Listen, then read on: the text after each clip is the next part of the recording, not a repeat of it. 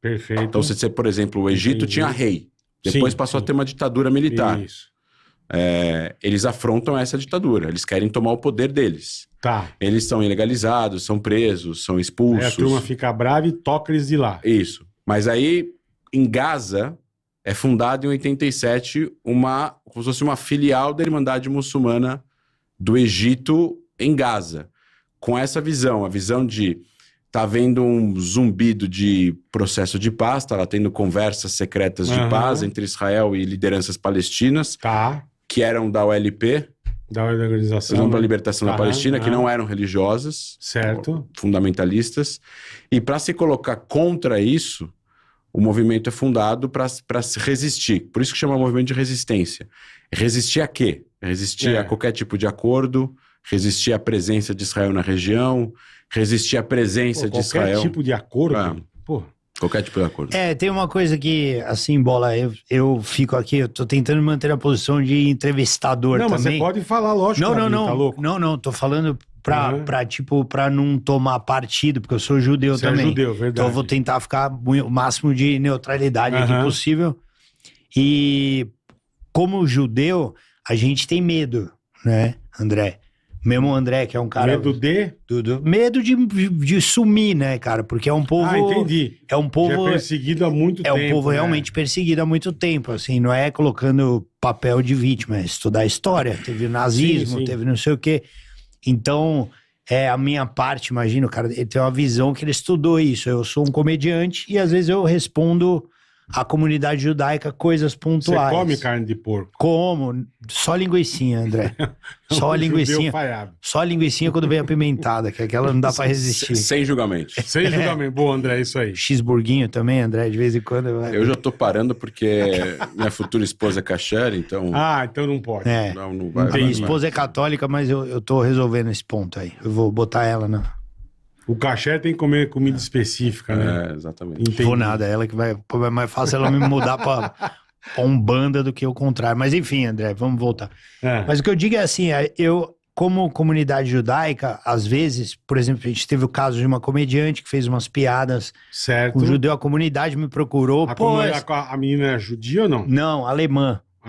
E aí fez umas piadas com estereótipo de nazista, não sei o quê, e aí eu lembro dessa comediante. Eu defendi ela, porque defendo até hoje, falo, foi uma piada, calma aí, não precisa... Quanto mais você se mostrar... Porque a turma ficou brava. Ficou brava. Eu falei, quanto mais você se mostrar ferido por uma piada, mais você dá luz a um assunto... E vieram cobrar de você, Rabin? Não, vieram perguntar pra mim o que eu achava. Entendi, Eu falei, não, jamais, é uma piada é piada e tá tudo bem. Tá. Por que tudo isso? Além de defender a comédia, eu defendo que, cara, é um assunto que a gente nem queria que voltasse, certo? Verdade. Porque a gente quer trabalhar, cara, a gente quer viver a nossa vida e tal, só que hoje em dia ele voltou muito forte. Então eu tô dando essa introdução, porque eu acho importante esclarecer coisas que as pessoas pensam sobre essa guerra. Por exemplo, muito ouve-se falar que Israel, então, tomou o espaço da Palestina. Eu acho legal a gente introduzir a história de como era essa região lá nos primórdios. Judéia, parece que foi o primeiro nome. Como é que é essa história? Primeiro eu acho que seria interessante colocar o seguinte. Existem muitas explicações sobre os motivos pelos quais existem antissemitismo no mundo. O ódio contra judeus. Quando a gente fala antissemitismo, a gente está traduzindo para ódio contra judeus. Perfeito. A gente não está falando racismo contra semitas, porque semitas também são árabes, mas o ódio aos árabes seria xenofobia, não antissemitismo, ou islamofobia, racismo... Contra o Islã, exatamente. O antissemitismo clássico, que seria o ódio contra os judeus, ele foi se moldando ao longo dos séculos. Mas outro dia eu assisti um historiador espanhol dando uma explicação muito surpreendente pro talvez seria o marco zero do antissemitismo. Marco zero do antissemitismo. Onde originou? Segundo ele, os judeus, até mesmo no começo da ideia dos judeus como povo e civilização, onde existia uma conduta de vida, né? Que hoje a gente traduz por religião judaica, mas na época seria mais uma forma de se viver, como casar, como enterrar, como cozinhar uma comida, Sim, uma forma de viver mesmo. Que no fim né? das contas, naquela época, Perfeito. 2.500, 3.000 anos atrás, era, no fim das contas, a cultura e as regras sociais que você tinha Daquele entre vocês e com vocês e as outras pessoas. Sim. Então, naquela época, os judeus foram os primeiros, ou pelo menos no espaço que eles conviviam, foram os primeiros a determinar regras de proteção a direitos dos escravos. Tá.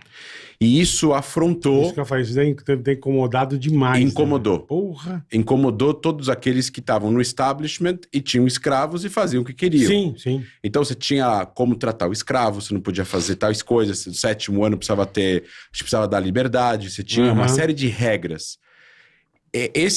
Esse início, que é o que a gente chama hoje de entre aspas, direitos humanos para a época, né? Porque hoje, obviamente, que isso é abominável, qualquer tipo de...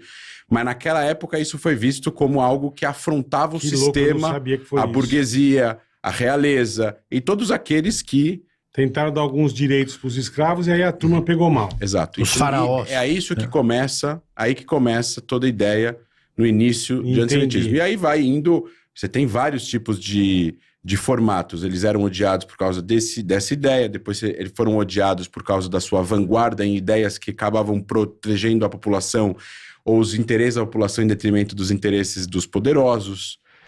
Aí você tem as regras de que os judeus não poderiam ter terras, então acabavam acumulando ouro ou prata, porque era mais fácil você se locomover. Sim. E aí começou a surgir os empréstimos para as navegações. Aí, eventualmente, algum império europeu não podia pagar, expulsavam os judeus. Caramba, é isso né? mesmo? Então, dizem que os judeus que financiaram as navegações de Cristóvão Colombo, dizem até que ele era judeu, enfim, ninguém sabe exatamente. Tá. Mas que tem muitos judeus que chegaram aqui naquela... Colomberman, é o nome dele. Cristóvão Colomberman. Colomberman.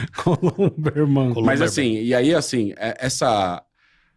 a história da região está composta de impérios, conquistas, destruições. Aquela região é a região mais antiga habitada do planeta, né? Tá. Estamos falando do norte da África, a ligação do norte da África com a Ásia, que é justamente a fronteira hoje de Israel com a Península do Sinai, é a fronteira que liga o continente africano ao continente asiático. E aquela era a região da onde os judeus se transformaram num povo e passaram a ter consciência comunitária, religiosa, consciência étnica, participaram aí de diversas batalhas para poder conseguir viver naquela região. Isso estamos falando há milhares de anos atrás. Sim. Esse tipo de história é uma história que é baseada em pouquíssimas... apesar de ter muita arqueologia, é baseado muito em história religiosa e tradições culturais. Certo. É diferente da história do nazismo ou da história do que aconteceu há 10 anos atrás ou 20 anos atrás, que você tem mais como comprovar essa história. Então, essa história ela é colocada, às vezes, como uma história mística, como uma história que tipo, você pode acreditar ou não pode acreditar e tudo mais. História da carochinha. Então, muitas pessoas que tentam desvirtuar o que aconteceu na região há 3.000 anos não começam a contar o que aconteceu há 3.000 anos. Começam a contar a partir de um marco que seja conivente com... a narrativa. Exato, que combine e conivente... Né? No caso, 1940. E conveniente com a narrativa que ele está colocando. Então, na hora que você coloca assim, não, mas Israel, em 1933, aquela região era a Palestina. As pessoas escutam e falam assim, então existia um país chamado Palestina? E Israel invadiu. Aí, em 48, Israel é fundado dentro da Palestina, então tá errado. Mas não. Em 33, assim como em 22, assim como antes, aquilo era o nome da região. Tá. Não de um país. Que foi dado pelos romanos, né? Não, o nome Palestina veio de Síria Palestina e terra dos filisteus, dado pelos romanos quando eles destruíram Jerusalém em 70 depois de Cristo. De novo, essa é a história que a gente conhece. A gente pegar agora livros de história de 2.000 anos atrás, é isso que vai aparecer. Vai aparecer isso, perfeito.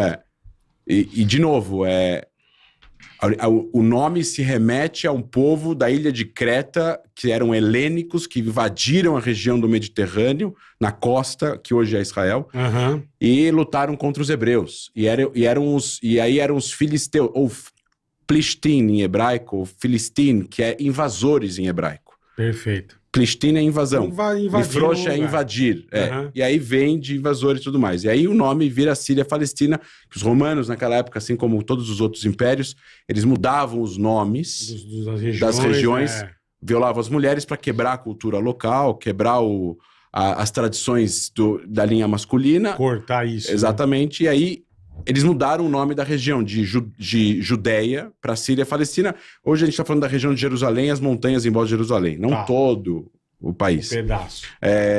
Então, o Império Otomano, se a gente voltar antes do Império Otomano, a gente está em 1500. Então, vamos colocar o Império Otomano controlou a região do norte da África e Oriente Médio por 500 anos em vários formatos e tamanhos diferentes. Uhum. Mas o último Império Otomano, que durou uns 200, 300 anos, eles controlaram a região da Palestina. Aquilo tudo era uma coisa só. Síria, Líbano, Jordânia. Tudo um terreno não existia só. Tá. divisão geográfica. Entendi. Existiam povos morando em várias regiões. Existiam regiões mais inóspitas e regiões menos inóspitas, porque a gente está falando de um lugar, de uma era onde não tinha quase nenhum tipo de transporte de pessoas. Existia uma série de secas naquela região. Estamos muito falando desértico, né? Muito desértico, ou existia muito pântano e tudo mais. Tá. Então, as pessoas viviam perto dos rios. Perfeito. Então, aonde tinham mais pessoas? Damasco, você tem perto do mar, perto lá na fronteira entre Síria e Turquia, o Cairo, Alexandria, cidades grandes, você tem Rio Nilo, muito importante e tudo mais. Então, a região da Palestina era mais... Eu não estou falando que não era habitada, para ninguém colocar aqui, pegar um corte meu aqui falando que não tinha ninguém. Ele falou que não é habitada, Tinha gente morando lá, mas tinha muito pouca gente comparado com se você fosse para o norte ou para o sul da região. A região onde está Tel Aviv era um deserto. Tá. Deserto. Tinha lá Yafa, era um vilarejo pequeno, tinha 5 mil, 10 mil pessoas. Jerusalém, em 1860, tinha 10 mil pessoas.